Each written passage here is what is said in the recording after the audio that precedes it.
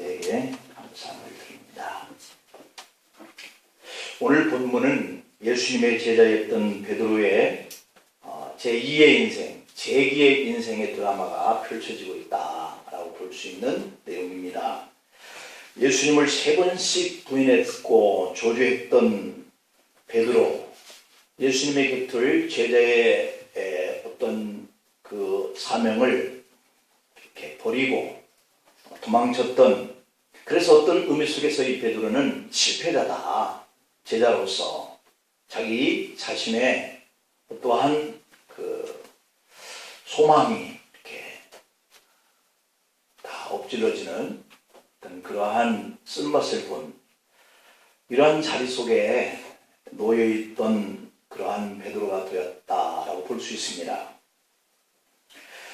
3번씩 주님을 모른다고 부인했고 자기가 주님을 따라가야 되겠다라고 하는 어떤 그 소명감, 사명의식 이런 것들 속에서 실패자라고 하는, 그래서 자기 자신의 실패보다 더 불행한 그런 사울 속에서의 의미는 사명감, 주님이 그를 부르셔서 맡겨주셨던 이 제자의 사명감, 그리고 본인에게는 자신의 꿈, 이것을 상실한 이런 자리가 베드로가 주님을 떠난 그러한 베드로의 인생의 한 면이다라고 볼 수 있는데요.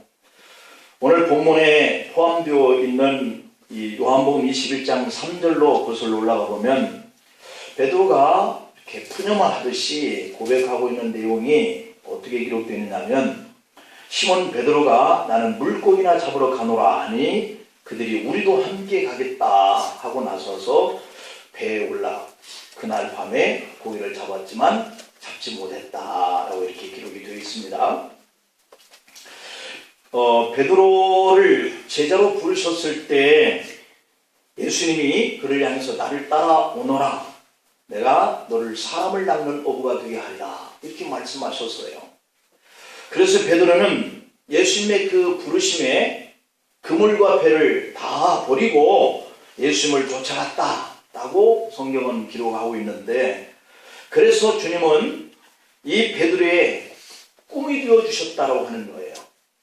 자기가 지금까지 생업을 유지하기 위해서 가깝게 했었던 이 배와 가족들과 그물을 다 버리고 주님을 따라가기로 결심했었던 그 베드로의 그 소망, 그것은 꿈이 되었죠.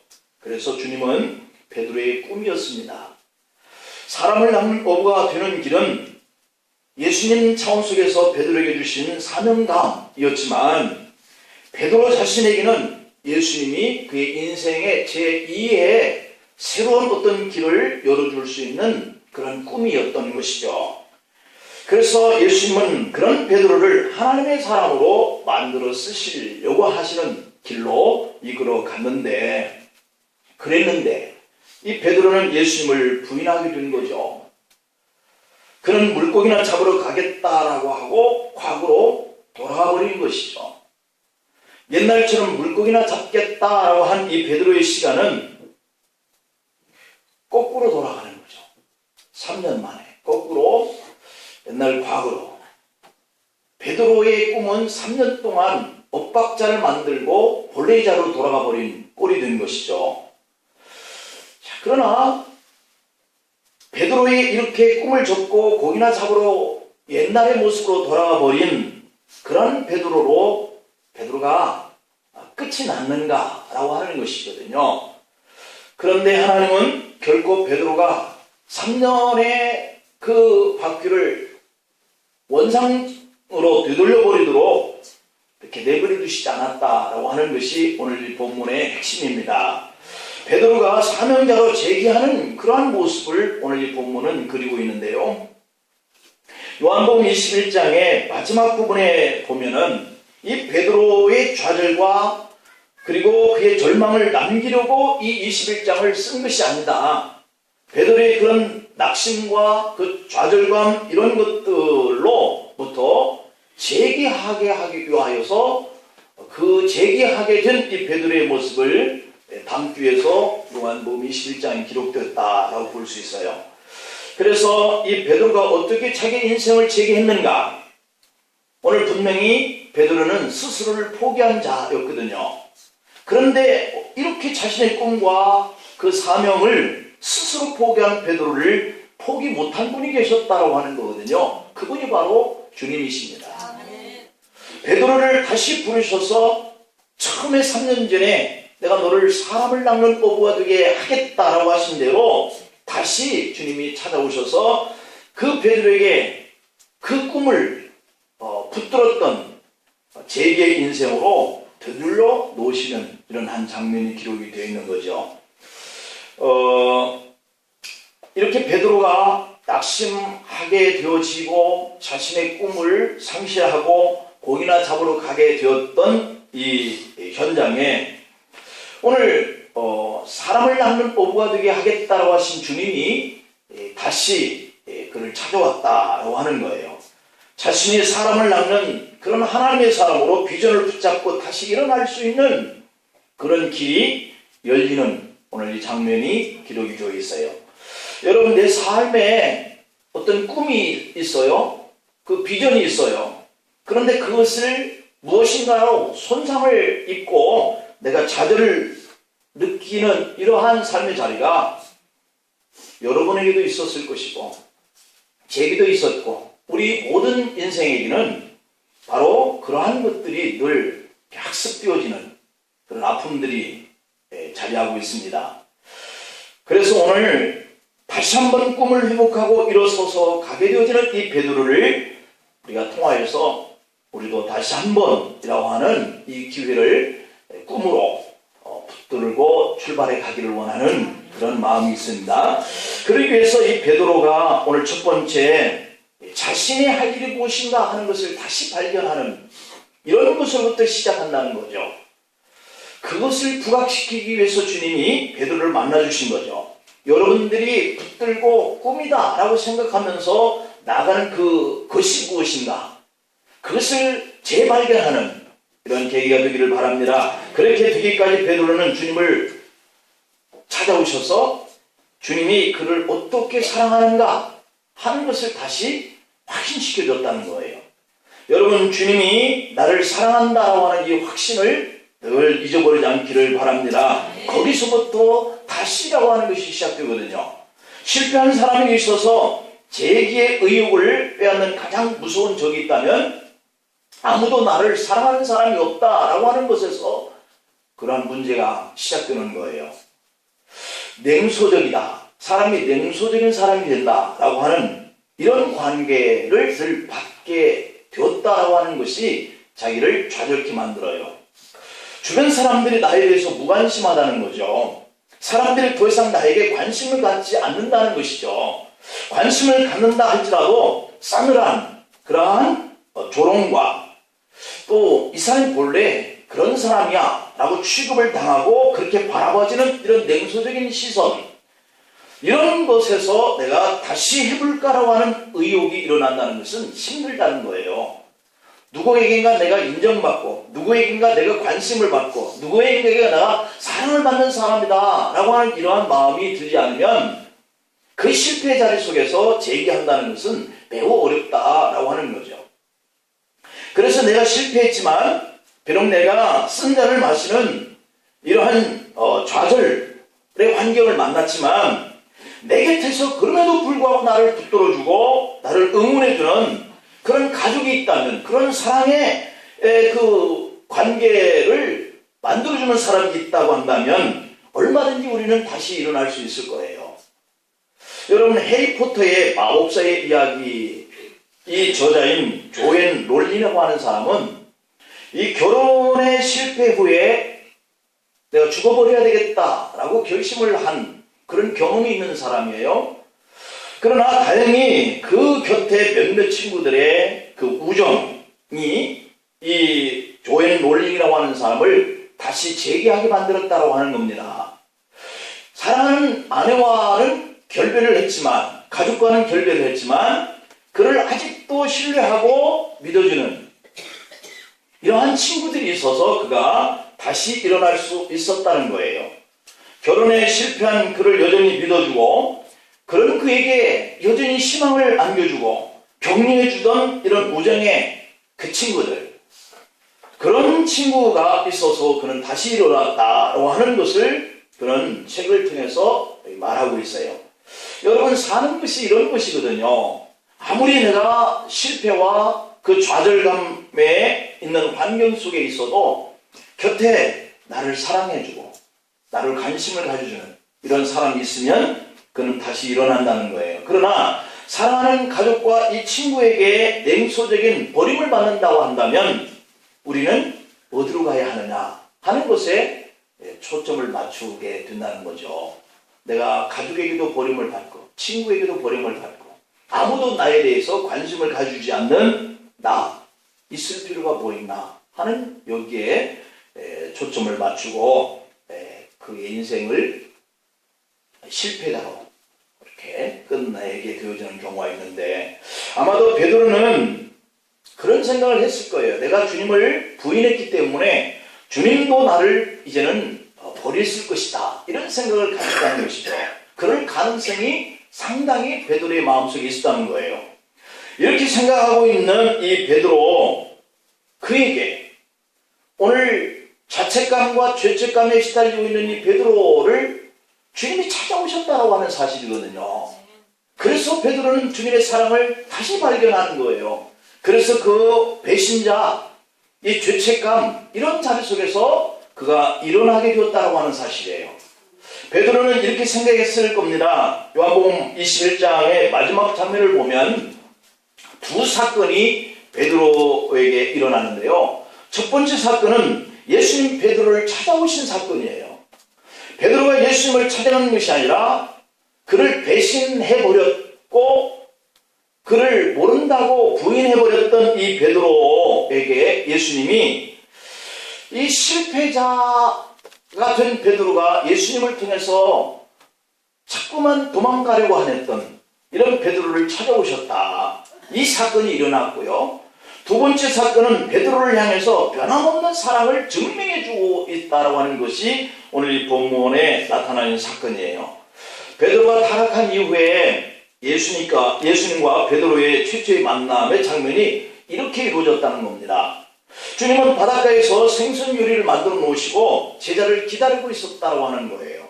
그리고 배신한 제자 베드로를 만난 예수님의 첫 마디 음성이 무엇이었느냐? 우리가 만약 예수님의 입장이었다고 한다면 과연 나를 배신하고 부인했던 이런 제자, 이런 사람을 만났을 때 첫 번째 내가 그에게 하고 싶은 얘기가 무엇이었을까? 어떤 말을 먼저 하게 될까? 아마도 이런 말을 했을 것 같아요. 야, 네가 나에게 어떻게 했는지 아냐? 라고 하는 거, 실망스러움에 그에게 첫 번째 할 수 있는 그런 말일 거예요. 그렇지 않게 된다면, 야, 너 무슨 이유로 나에게 이렇게 했냐? 라고 할 수도 있었고, 도대체 이유가 뭐냐? 말해보라, 한번 들어보고 싶다, 알고 싶다, 이렇게 아마 추궁하지 않았을까? 아무리 내가 그를 사랑하기 위해서 다가갔다 할지라도 이 말씀을 한번 해보고 싶은 마음들이 우리 사람들의 욕구에 있을 거란 말이에요. 그런데 주님은 베드로를 만나서, 베드로야, 생선 구워놨다, 와서 아침 같이 먹자 라고 하는 말인 거예요. 오늘 본문은 아침을 그렇게 먹고 난 후에 시작되어지는 대화예요. 식사가 끝나기 전에 너 밥 먹고 나하고 얘기 좀 하자, 이렇게 하셨다고 한다면 아마 베드로는 그 아침에 아마 소화불량이 걸렸을 거예요. 그런데 주님은 그냥 기다리셨어요. 조반 먹은 후에 예수님이 시몬 베드로에게 말씀합니다. 시몬 베드로야, 네가 아직도 나를 사랑하느냐? 나를 아직도 사랑하니? 라고 묻는 이 말씀 속에 전제가 담겨져 있잖아요. 전제. 어떤 전제가 있어요? 이 말씀 속에 이렇게 말하고 있는 의미는 내가 너를 사랑하는 것은 물론이고 내가 너와 더불어 확인하고 싶어 하는 것이 있는데 그것은 네가 아직도 나를 사랑하느냐? 라고 한 이 말이 전제하고 있는 거죠. 그래서 세 번씩이나 베드로에게 나를 사랑하느냐 묻고 계세요. 한 번만 물으셨어도 가슴이 아팠을 그 말을 주님은 베드로에게 왜 세 번씩 나를 사랑하느냐 라고 물었을까? 이것은 아마도 베드로가 예수님을 세 번씩 부인했던 그 말에 대한 어떤 과거의 짐을 덜어주고 싶어서 그랬지 않았을까 하는 생각이 들어요. 베드로는 이렇게 물으시면서 자신에게 그 얼어붙은 그 가슴을 쓸어내려 주시려고 다가오시는 그 주님의 그 사랑, 이것이 자신이 스스로를 배반해버린 그 아픈 가슴을 아마 다 녹아내리게 했지 않았을까. 베드로는 그런 생각을 했을 겁니다. 예수님은 아직도 나를 사랑하고 계시는구나. 세상이 모든 사람들이 네가 수제자였다고 그랬는데 네가 이럴 수 있는가 하는 그러한 생각 때문에 늘 가슴이 점여 있을 이 베드로가 사람들은 나에게 대해서 이렇게 대할지라도 우리 주님은 나를 버리지 아니하셨구나 하는 이런 생각이 들었을 거예요. 이런 생각이 들었다고 한다면 반드시 우리도 다시 일어날 희망, 소망이 있을 것이었습니다. 그렇기 때문에 오늘 이 베드로가 이렇게 순교하기까지 복음을 들고 전하는 사람으로서의 삶을 마감하게 되었던 그 시작이 이것이에요. 주님이 여전히 나를 사랑하신다 라고 하는 것을 발견하는 거죠. 두 번째는 이 베드로가 주님께서 다시 자기에게 기회를 주신다는 것을 발견해요.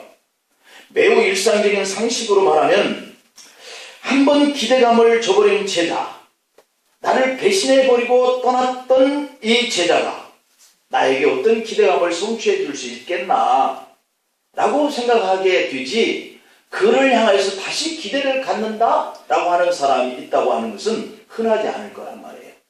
그러나 우리 주님은 이렇게 흔한 보통 사람들과의 생각이 달랐다.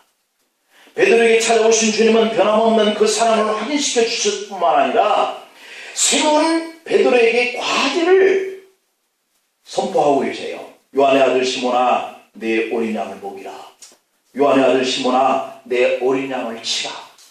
이 사명감을 다시 그에게 맡겨주는 것을 이 베드로가 발견해요. 예수님이 제자 베드로를 처음 만났을 때 사람을 낚는 어부가 되게 하리라 하셨던 이 과제에는 어떠한 의무감이 있었죠. 사람을 낚는 어부라고 하는 것은 우리 기독교적인 개념으로는 전도자의 사명인 거죠. 그러나 내 어린 양을 먹이라, 내 어린 양을 치라 라고 하는 이 말씀은 양육하라고 하는 말씀이거든요. 양육하라. 이것은 목자의 사명이에요. 여러분, 전도자의 사명과 목자의 사명 중에 어느 것이 더 클까? 우리가 생각해 볼 수 있죠. 어느 것이 더 어려울까? 해보면 우리가 이해가 돼요. 전도한 사람은 그 영혼이 교회 생활을 잘할 수 있도록 챙겨주는 어떤 일을 해봤을 거예요. 어렵습니다. 내가 전도해서 우리 교회에 같이 나오는 성도가 나와 같이 신앙의 자리 속에서 교회의 일꾼이 되고 하나님의 나라와 그 교회를 위해서 섬기는 사람으로 충성하는 사람이 되기까지 얼마나 어려운지 몰라요. 그 챙겨주는 것, 돌아봐주는 것, 전화해주는 것, 찾아가 봐주는 것, 이게 정말 어려운 거예요. 아이를 낳는 것도 어렵겠습니다만 키우는 것은 더 어렵다고들 말들 해요. 여러분들이 얘기를 종종 들어보면 차라리 뱃속에 넣고 다닐 때가 더 좋았다라고 하는 말들을 하죠. 왜냐하면 키우는 것이 이 임신해서 배가 불러서 좀 부자유스러운 이런 활동보다는 훨씬 더 양육하는 것이 어렵다는 것을 느끼게 되기 때문이에요. 그런데 예수님은 오늘 베드로에게 사람을 낚는 어부가 되게 하리라, 이게 첫 번째 이 베드로에게 말씀했던 나를 따르라 하시면서 하셨던 말씀이잖아요. 그런데 이제는 사람을 낚는 어부가 되게 하리라가 아니에요. 그보다도 훨씬 어려운 과제, 내 양을 먹이고 내 양을 치라는 거예요. 이제는 주님의 어린 양을 먹이고 키워가는 사명을 너에게 맡기겠다라고 하시는 거예요. 베드로를 처음 부르셨을 때보다도 훨씬 더 어려운 일이고 새로운 사명의 길, 더 높은 차원의 그런 사명을 맡겼다는 거죠. 이것을 베드로가 발견해요. 우리는 여기서 중요한 메시지를 발견합니다. 주님은 우리가 실패한 것들 때문에 우리에게서 기대를 초래하시는 그런 분이 아니라는 거죠. 어떤 신학자는 그래서 하나님을 가리켜서 하나님은 두 번째 기회를 주시는 분이시다 이렇게 말씀하고 계세요. 한 번은 실패했다. 그 한 번의 실패로 나는 더 이상 상관하고 싶지 않다 이렇게 말씀하시는 그런 하나님이 아니라 다시 찾아오시고 또 다시 찾아오셔서 그 사명과 그 소명감을 다시 깨워주고 다시 맡겨주시고 이렇게 하시는 하나님이다 라고 하는 거죠. 빌 게이츠가 쓴 미래로 가는 길이라고 하는 책에서 보면 그가 이런 말을 해요. 내가 우리 회사에 사원으로 이렇게 찾고 같이 일하고 싶어하는 사람은 그렇게 실패의 경험이 많은 사람을 쓰고 싶다 이런 얘기를 했다는 거예요. 실패했다라고 하는 사실만으로 그를 고용하는 것이 아니라 나는 반드시 실패했던 그 사람에게 그 실패를 통해서 당신은 무엇을 배웠느냐 라고 이렇게 묻고 싶다 라고 하는 말을 해요. 여러분, 실패를 통해서 우리가 거듭거듭 인생의 어떠한 쓴맛을 경험하고 이렇게 여기까지 이렇게 살아가고 있습니다. 그러면 우리는 그 실패한 것들, 내게 아프게 했던 것들을 되돌아보면서 그 아픔이 지금 나를 있게 했는데 그 아픔이 나로 하여금 어떤 도전을 가지고 나아갈 수 있는 인생을 경험하기 위해서 이런 아픔을 주셨을까 하는 것들을 돌아보고 그것을 교훈으로 삼아야 내가 새로운 성숙된 그런 기회의 길을 갈 수 있다는 거죠. 주님은 제자 베드로의 실패를 통해서 훌륭한 교훈을 배웠다라고 판단을 하셨습니다. 오늘 또 저와 여러분이 맡아서 봉사하던 이런 섬김의 일, 또 헌신하는 일, 교사의 일이든 구역장의 일이든 전도의 일이든 기도하는 일이든 예배를 드리는 일이든 우리가 실패를 했다라고 우리를 버리시는 분이 아니다 라고 하는 것을 늘 생각할 수 있기를 바라요. 오히려 실패한 우리에게 찾아오셔서 더 높은 차원의 계획을 우리에게 맡겨주시고 네가 전에 이게 실패했지만 오늘은 너에게 이러한 일을 맡겨줄게. 다시 용기를 가지고 일할 수 없겠니? 라고 물으시고 찾아오시기 위해서 베드로를 만나주신 주님이 오늘은 저와 여러분들을 만나주고 계시는 줄로 믿기를 바랍니다. 그래서 우리는 더 큰 비전을 향해서 용기를 가지고 제기를 하는 이러한 믿음의 길을 갈 수 있기를 축복합니다. 세 번째로는 베드로가 자기를 주님이 다시 사랑한다는 것을 발견하고 그리고 새로운 계획의 일을 맡겨주신다는 것을 발견하고 그 다음에 세 번째로는 주님의 명령에 이제는 순종해야 되겠다라고 하는 사실을 발견합니다. 우리의 꿈이 우리의 소명감이 회복되었습니다. 그런데 그 사실만으로는 우리 미래가 저절로 보장되지 않는다는 사실이에요. 발견은 했는데 그것이 나를 보장해 주지는 않는다는 사실이죠. 왜냐하면 우리가 다시 붙잡게 될 그 꿈을 가지고 어떻게 살 것인가 라고 하는 것을 우리가 따라갈 수 있는 이 힘, 이게 순종이거든요. 이것이 오늘 베드로에게 다시 찾아와서 말씀하신 아주 귀한 메시지인 거예요. 오늘 본문 19절에 보면 베드로에게 마지막 중요한 명령이 떨어집니다. 19절 말씀을 보면 이 말씀을 하시면 라고 하는 거죠. 이 말씀을 하시면 베드로가 어떠한 죽음으로 하나님께 영광을 돌릴 것을 가리키심이로라. 이것은 베드로의 미래를 의미하고 있죠. 이 말씀을 하시고 베드로에게 이르시되 나를 따르라 이렇게 하셨습니다. 사실 주님을 따르라 라고 하는 이 명령, 이것은 베드로가 사실 한번 실패해 본 거죠. 주님을 부인했으니까 주님이 따르라 한 그 길을 갈 수 없었던 한때가 있었던 것이죠. 그런데 이제 다시 찾아오신 주님, 그에게 다시 양을 먹이고 치라라고 하신 이 사명을 주시고 뭐라 그래요? 따르라 라고 하는 거예요. 따르라. 주님은 실패한 베드로를 회복시켜 주신 후에 따르라 라고 하는 이 말씀을 남겨요. 나를 따라오라. 그러나 따라갈 때 아마 주님은 다른 각오로 그에게 부탁을 하셨을 거예요. 베드로가 타락 직전에도 주님은 베드로에게 단단히 각오하고 기도하면서 따라오라 라고 말씀을 하셨거든요. 그날 또 베드로의 반응은 주님 염려 붙들어 매세요. 저는 주님을 위해서 오게도 가고 죽을 준비도 되어 있습니다 라고 말을 했었거든요. 아주 자신만만하게 어떤 제자보다도 더 당당하게 베드로는 말했었거든요. 그러나 그렇게 자신만만하던 이 베드로가 넘어지고 말았거든요. 자기의 연약함을 알지 못했던 때의 베드로는 바로 그랬었어요. 그러나 이제 주님은 한 번 넘어져 봤어요. 그래서 이제 달라져야 되지 않겠어요? 달라진 베드로의 모습을 보이고 있어요. 네가 나를 사랑하느냐? 네가 나를 사랑하느냐? 라고 물으실 때 아마 타락하기 이전에 베드로였다고 한다면 어떻게 대답했을까요? 네가 나를 사랑하느냐? 라고 물을 때 주님 그것을 질문이라고 하십니까? 당연히 따라가죠 라고 했겠죠. 그러나 실패를 맛보고 다시 찾아온 주님이 베드로에게 사명을 맡기면서 네가 나를 사랑하느냐? 나를 따라올 수 있겠느냐? 라고 물었을 때 베드로의 대답은 어땠습니까? 제가 주님을 사랑하는 줄 주님이 아시지 않습니까? 베드로는 더 이상 자신할 수 없었습니다. 자신할 수 없었기 때문에 그런 겸손히 무릎을 꿇을 수 있는 사람이 되었고 주님을 더 의지할 수밖에 없는 사람이 되었고 주님을 더욱더 순종해 갈 수밖에 없는 사람이 된 거예요. 여러분 인생에게 여러분이 하고 있는 일에 너무 자신감 갖지 마세요. 그러면 여러분들을 의지하고 주님을 의지하지 않습니다. 여러분 신앙에는 이런 자세가 중요한 거예요. 오늘 본문 18절에 보면 내가 진실로 네게 이르노니 네가 젊어서는 스스로 띠띠고 원하는 것을 다녔다. 그런데 이제 늙어서는 네 팔을 벌리니 남이 네게 띠띠우고 원하지 아니하는 곳으로 데려가리라. 이 환경이 그를 지배하고 다른 사람이 그를 지배할 수 있는 그런 베드로가 될 만큼 그는 하나님 앞에 겸손한 자가 된다는 것이죠. 여기서 중요한 두 가지의 대조적인 단어가 하나는 젊어서 하나는 늙어서 라고 하는 대조의 단어가 등장합니다. 젊어서는 베드로의 충동대로 본능대로 느낌대로 자기의 원하는 대로 살다가 넘어진 거거든요. 그러나 이제는 늙어서는 네 마음대로 살 수 없도록 주님이 베드로의 인생 속에 들어가 그를 억지로라도 붙들어 쓰겠다라고 하는 거예요.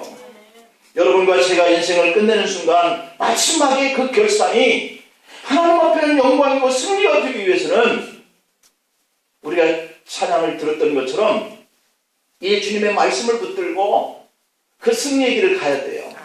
이제는 찬송하면서 그분이 원하시는 그 길을 가야 돼요. 그럴 수 있겠느냐 라고 오늘 묻고 계세요. 어떤 대가를 지불하고서라도 기꺼이 그리고 겸손하게 주님의 말씀만 의지하면서 따라가는 이 베드로와 결단이 저와 여러분들의 결단이기를 원합니다. 오순절 부흥운동이 폭발했을 때 그 부흥운동의 한 복판에 서 있어서 주역이 됐던 사람이 베드로였어요. 이제 베드로는 자기 힘으로 일하지 않고 말씀에 하나님의 성령에 이끌려서 살기 시작했어요.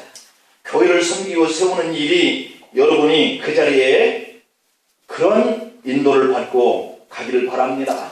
부역장으로서, 권찰로서, 교사로서, 전도자로서, 기도하는 자로서, 봉사하는 자로서, 헌신하는 자로서 실패한 것 때문에 다시 못하겠다, 안 하겠다라고 하는 이 생각이 여러분을 정죄해 오셨다고 한다면 한 번 실패한 것들이 다른 일을 하기에 자신감을 상실하게 만들었던 그런 일들이 오늘 베드로처럼 더 깊이 주님을 만나 주님의 더 깊은 그 사랑을 발견하고 양을 먹이라, 양을 치라 라고 하시는 이 소명과 이 사명감을 다시 한번 순종함을 보여서 우리가 주님의 길을 가는 이 믿음의 길에 다시 한번 기회가 될 수 있기를 축복합니다. 기도하시겠습니다. 아버지 하나님, 베드로에게 다시 할 일을 주신 하나님이 실패했던 저와 우리 성도들의 아픈 자리를 만져주셔서 이제는 내 마음대로 살지 말게 하시고 주님이 명령하신 그 사명에 순종히 가면서 하나님과 교회 앞에 축복의 인생을 만들어가는 저희를 되게 하여 주시옵소서. 예수님의 이름으로 기도하옵나이다.